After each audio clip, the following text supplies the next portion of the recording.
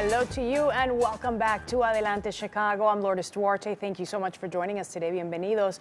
Let's begin with an organization that's really changing lives, with an estimated 7,000 children born with cleft palates or other abnormalities here in the U.S. every year. It's important to know about the help that's out there for them. The Face the Future Foundation is doing a lot right here in Chicago, and they have an event coming up, which they're here to tell us about.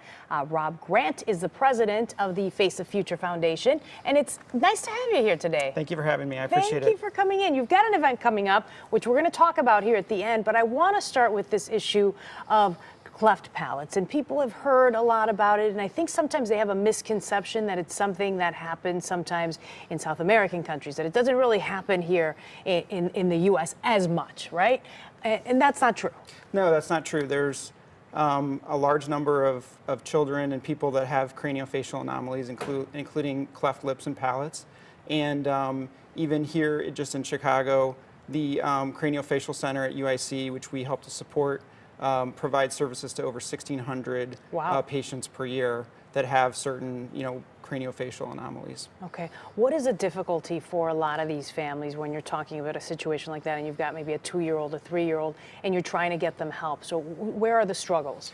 Well, first of all, it typically takes multiple surgeries to do a full repair of some of the craniofacial anomalies.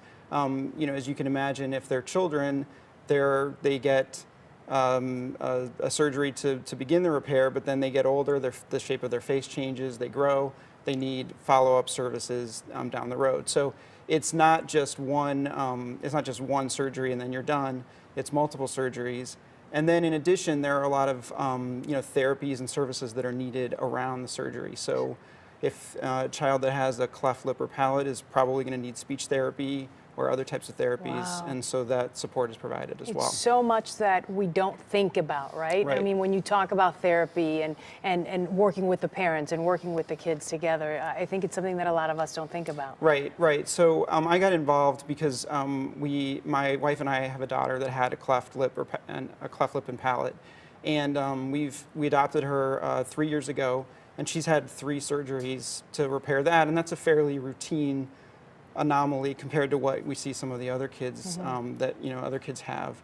They have more severe anomalies, and she needed speech therapy, and she's going to need other therapies as she goes along. So that really kind of opened our eyes to it. How's she doing? She's doing great. She looks terrific, and she's adjusting really well and doing a great job. Yeah, that's wonderful. You talked a little bit about other issues that they have. I mean, I think cleft palate is what we're the most familiar with, right? Because it's what we see on TV. But there are other issues as well. Yeah, there are much more severe anomalies that some of some children, and it's mostly children, are have to deal with that the Craniofacial Center provides services for. So,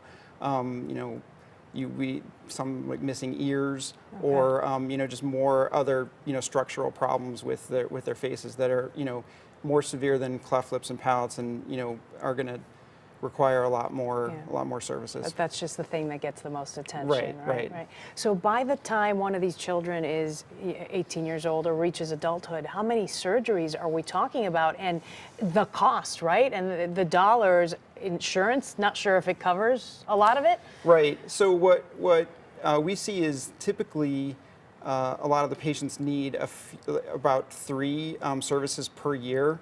So 3 surgeries, or? Well, some type of a service. Okay. Maybe a surgery, maybe therapy, but they're visiting the center at least 3 times a year.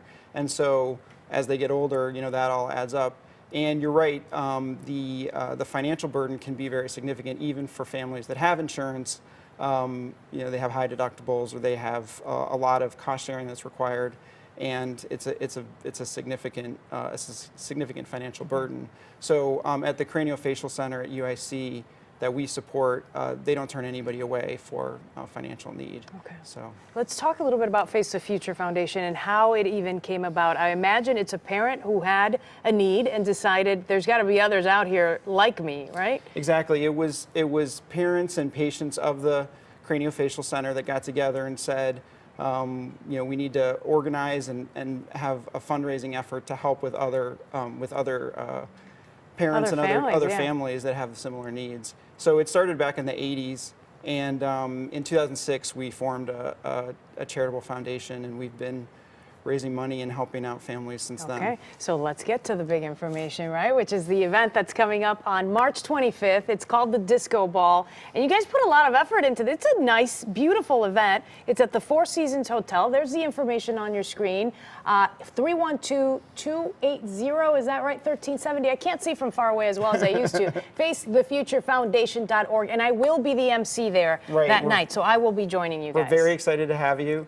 And yeah, all of the information about it is on our website, FaceTheFutureFoundation.org. You can buy tickets, find out other information. But yeah, it's our main fundraising event for the year. And it is on March 25th, so it's only a couple weeks away. Good. Yeah. Good pitch. Good pitch. Thank you so much for coming in. Thank you so much for having me.